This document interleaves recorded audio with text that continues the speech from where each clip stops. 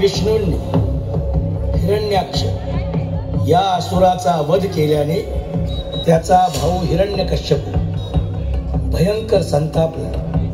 त्याने विष्णूचा सूड घेण्यासाठी ब्रह्मदेवाकडून वरदान प्राप्त करण्यासाठी मंदार पर्वतावर घोर तपश्चर्या सुरू केली। ओम नमो ब्रह्मदेवाय नमः। ओम नमो ब्रह्मदेवाय नमः। हिरण्यकश्यपूची कठोर अद्वितीय तपश्चर्या पाहून ब्रह्मदेव प्रसन्न झाले, हिरण्यकश्यपू समोर प्रकट झाले।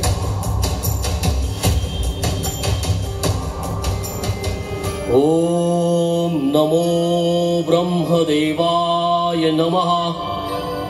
ओम नमो ब्रह्मदेवाय नमः। ओम नमो ब्रह्मदेवाय नमः। हे माझ्या प्रिय उपासका, तुझ्या भक्तीने मी परम संतुष्ट झालो आहे। वत्सा, माग, तुला हवं ते वरदान माग, मी तुझ्यावर अत्यंत प्रसन्न झालो आहे।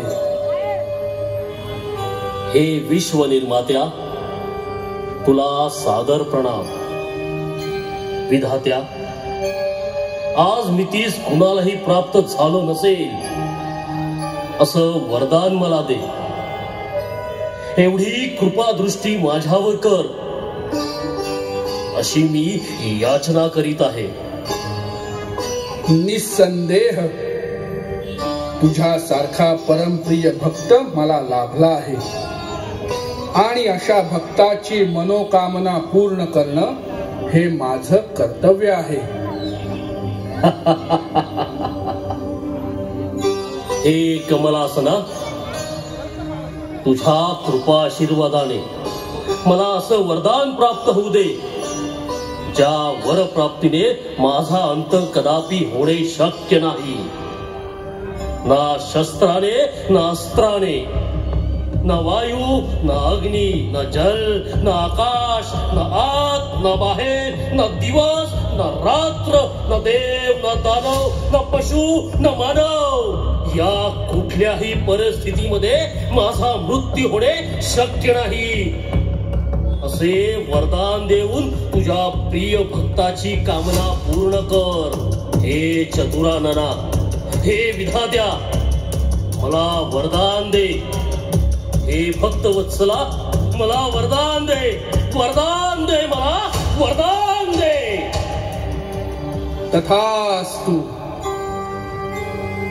मी तुला वरदान प्राप्तीचा आशीर्वाद देत आहे। शुभम भवतु, शुभम भवतु, शुभम भवतु।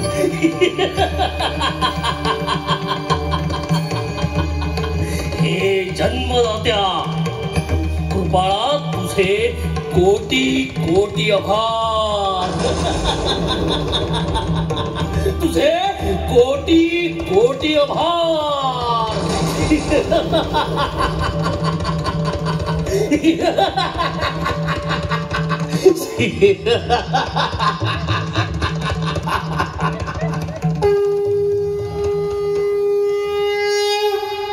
सैनिक हो, या क्षणापासून या पृथ्वीवर त्या कपटी पापी विष्णूची भक्ती आराधना उपासना करणारा दिसला तर त्याचे मुंडके उडवा। कोणी पूजा करत असेल तर त्याचे हात तोडा। विष्णू मंदिरात जात असेल तर त्याचे पाय छाटा। नामस्मरण करत असेल तर त्याची जीभ कापा। त्या बहुरूपी विष्णूच्या पूजेचा विचार जरी केला तर त्याचे मस्तक फोडा। या पृथ्वीवर एकही विष्णू भक्त उरता कामा नये, अन्यथा तुमचा मृत्यू निश्चित। चला निघा।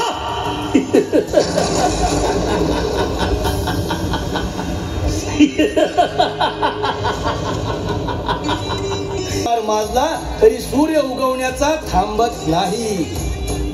अशा या अघटित परिस्थितीमध्ये एक भक्त आजही विष्णूच्या भक्तीत रममान झाला होता.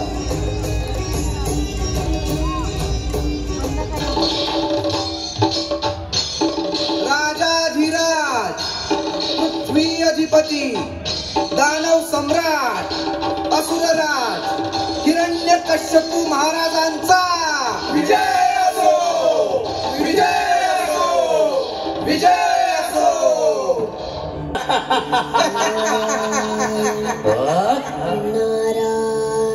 हा कसला मंत्रोच्चार ऐकू येतोय?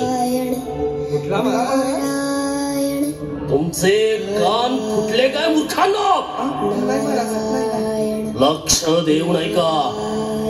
त्या सोंगाड्या विष्णूचे भक्त नामशेष झाले, नष्ट झाले. मग हा नारायण नारायण असा नामघोष कसा ऐकू येत आहे? अरे मर्कटांनो, क्षणात जा आणि जो कोणी शतमूर्ख आहे त्याला माझ्या समोर घेऊन या, नाहीतर क्षमा असावी महाराज. महाराज, हा नारायणाचा जप करणारा दुसरा कोणी नसून तुमचा पुत्र प्रल्हाद आहे. काय? प्रल्हाद? राजकुमार? काय? जा, त्या मंद बुद्धी बालकास घेऊन या.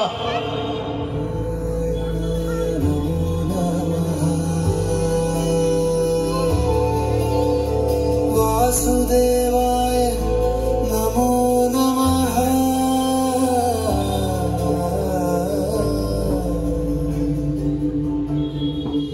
हे निर्बुद्ध कार्ट्या, सर्व पृथ्वीवर विष्णू पूजेला निर्बंध घातला असताना तू हे पातक का करतो आहेस? असे महापाप करून विनाशाकडे प्रयाण करू नकोस. पिताश्री, भगवान विष्णूंचा नामजप करून मी पाप नाही तर पुण्यस्मरण करीत आहे.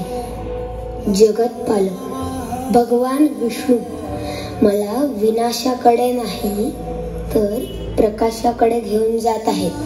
नारायण नारायण. असे बोलून तू आत्मघात करून घेशील. हा भद्रपणा सोडून दे, नाहीतर हकनाक मृत्यू ओढावून घेशील. पिताश्री, माझ्या नारायणाच्या इच्छेशिवाय मृत्यू मला स्पर्शही करणार नाही. नारायण नारायण. या वैर्याला माझ्या समोरून नाहीस करा. सरोवरात बुडवून टाका, जलसमाधी देऊन मारून टाका. नारायण नारायण नारायण नारायण नारायण नारायण नारायण नारायण. आता हा चिमुरडा बुडून मेल्याशिवाय राहत नाही. काय तर म्हणे नारायण भक्त.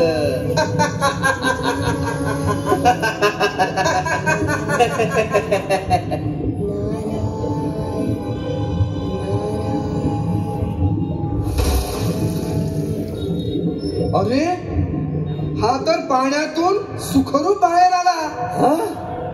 नारायण नारायण नारायण. सरोवरातून प्रल्हाद सुखरूप बाहेर आला.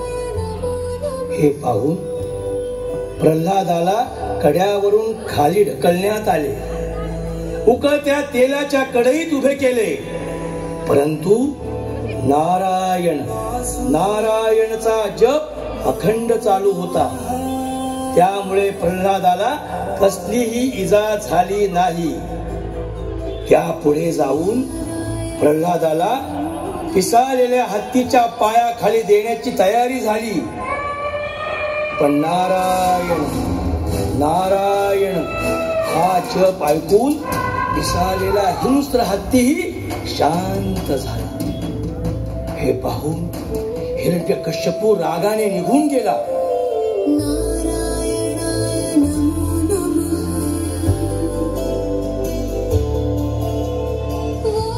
आणि हिरण्यकश्यपूने आपली बहीण होलिका तिला बोलावून प्रल्हादाला मारण्याचा आदेश दिला. हिरण्यकश्यपूची बहीण होलिका हिला अग्निदेवाचं वरदान होतं. ती अग्नीमध्ये जाणार नव्हती. ही हिरण्यकश्यपूला म्हणाली, हे ज्येष्ठ बंधू, मी तुझ्या त्या दुराचारी हट्टी उद्दाम कार्ट्याचा निपात करीन. एक भव्य मोठी चिता पेटवा. त्या लबाड कारस्थानी विष्णू भक्त प्रल्हादाला जाळून भस्म करते.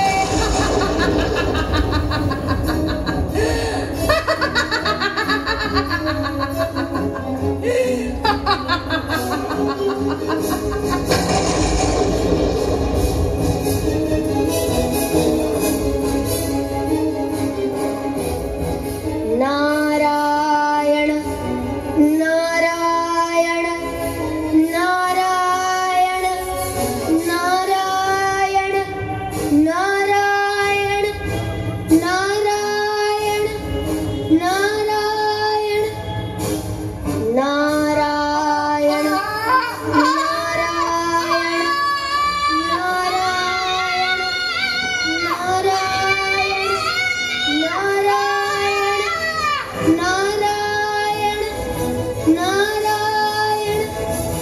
नारायण नारायण बोल, तुझा नारायण कुठे आहे? बोल. माझा नारायण या चराचर विश्वात सर्वत्र सामावलेला आहे. नारायण नारायण. तुझा नारायण या चराचर विश्वात सामावला आहे ना?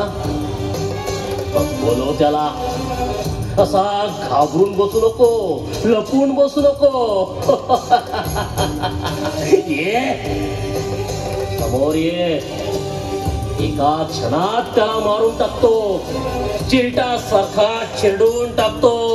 बोलव बोलव त्या बहुरूप्याला. तुमच्या समोर आहे. माझ्या समोर? कुठाय कुठाय? माझा नारायण या वाऱ्यात, या झाडांमध्ये, पाण्यात, अग्नी, आकाशात, प्रकाशात, दगडात, माती, पशु पक्षी, प्राणी, सजीव, निर्जीव, अणु, रेणू, कणाकणात, मनामनात, श्वासात आणि उच्छ्वासातही माझा नारायण सामावलेला आहे. नारायण नारायण. निर्बुद्धासारखा बरडू नकोस. कणाकणात तुझा नारायण सामावला आहे, तर मग या खांबामध्ये आहे का तुझा नारायण? यत्र तत्र सर्वत्र. हो, या खांबातही माझा नारायण आहे. मग आज तुझा नारायण मृत्यू पावल्याशिवाय राहणार नाही. या गदेच्या एका तडाख्यात त्याला मारून टाकतो.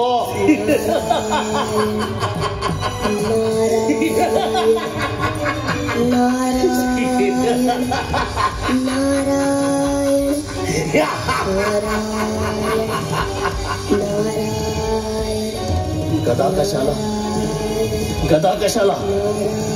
माझ्या शक्तिशाली पायाचा प्रहार पर्याप्त आहे. एका लाथेने त्याला उडून टाकतो. त्याच्या नडीचा घोट घेतो.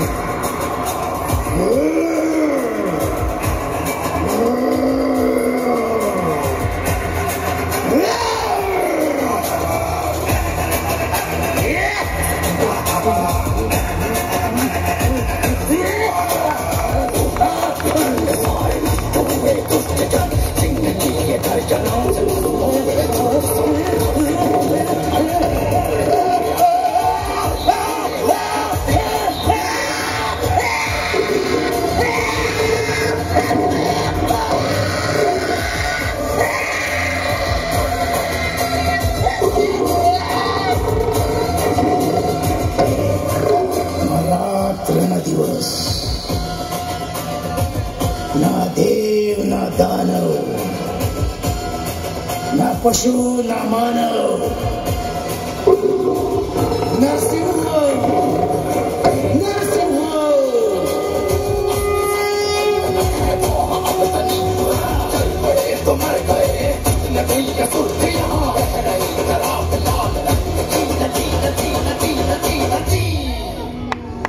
देखाव्याची संकल्पना मंडळाचे सर्व कार्यकर्ते